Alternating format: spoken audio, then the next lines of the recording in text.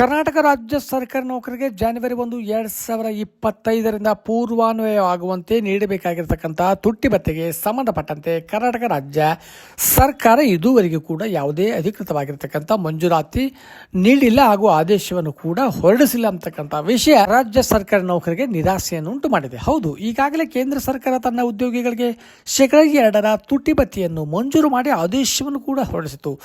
ಆದೇಶ ಹೊರಡಿಸಿದ ದಿನದಂದೇ ರಾಜ್ಯ ಸರ್ಕಾರಿ ನೌಕರ ಸಂಘವು ಕೂಡ ಕರ್ನಾಟಕ ರಾಜ್ಯ ಸರ್ಕಾರದ ಮಾನ್ಯ ಮುಖ್ಯಮಂತ್ರಿಗಳಿಗೂ ಹಾಗೂ ಆರ್ಥಿಕ ಇಲಾಖೆಯ ಪ್ರಧಾನ ಕಾರ್ಯದರ್ಶಿಗಳಿಗೂ ಕೂಡ ಮನವಿ ಪತ್ರವನ್ನು ಸಲ್ಲಿಸಿ ಶೀಘ್ರದಲ್ಲೇ ಶೇಕಡಾ 2 ತುಟ್ಟಿ ಭತ್ಯೆಯನ್ನು ಬಿಡುಗಡೆ ಮಾಡಿ ಎಂದು ಮನವಿಯನ್ನು ಕೂಡ ಸಲ್ಲಿಸಿತು.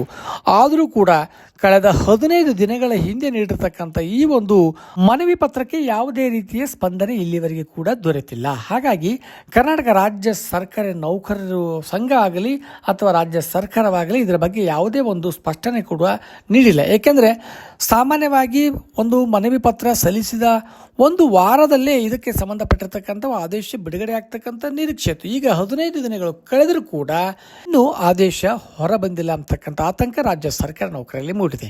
ಏಕೆಂದರೆ ಮಾನ್ಯ ಮುಖ್ಯಮಂತ್ರಿಗಳು ಕೂಡ ವಿವಿಧ ಜಿಲ್ಲಾ ಪ್ರವಾಸದಲ್ಲಿರುವುದರಿಂದ ಹಾಗೂ ಜಾತಿ ಗಣತಿಯ ಒಂದು ಜಟಾಪಟಿಯಲ್ಲಿ ಇರುವುದರಿಂದ ಇದಕ್ಕೆ ಯಾವುದೇ ಇನ್ನು ಮಂಜೂರಾತಿ ನೀಡಿದ್ದಾರೋ ಇಲ್ಲೋ ಎಂಬತಕ್ಕಂಥ ಅನುಮಾನ ವ್ಯಕ್ತವಾಗುತ್ತದೆ. ಹಾಗಾಗಿ ಒಟ್ಟಾರೆಯಾಗಿ ಮುಂದಿನ ವಾರದಲ್ಲಿ ಇದಕ್ಕೆ ಸಂಬಂಧಪಟ್ಟಂತೆ ಸ್ಪಷ್ಟ ಆದೇಶ ಬರ್ತಕ್ಕಂಥ ನಿರೀಕ್ಷೆ ಇದೆ. ಏಕೆಂದರೆ ವಿಳಂಬವಾದರೂ ಕೂಡ ಕರ್ನಾಟಕ ರಾಜ್ಯ ಸರ್ಕಾರಿ ನೌಕರರಿಗೆ ಜನವರಿ 1, 2025 ಪೂರ್ವಾನ್ವಯ ಆಗುವಂತೆ ನೀಡಬೇಕಾಗಿರ್ತಕ್ಕಂಥ ತುಟ್ಟಿ ಭತ್ಯೆಯನ್ನು ರಾಜ್ಯ ಸರ್ಕಾರ ನೀಡತಕ್ಕಂಥ ಸಾಧ್ಯತೆ ಇದ್ದೇ ಇರುತ್ತದೆ. ಹಾಗಾಗಿ ಸ್ವಲ್ಪ ವಿಳಂಬವಾದರೂ ಕೂಡ ಬಿಡುಗಡೆ ಆಗ್ತಕ್ಕಂಥದ್ದು ಮತ್ತು ಆದೇಶ ಹೊರಬರ್ತಕ್ಕಂಥದ್ದು ಸನ್ನಿಹಿತವಾಗಿದೆ ಎಂದು ನಾವು ಹೇಳಬಹುದಾಗಿದೆ.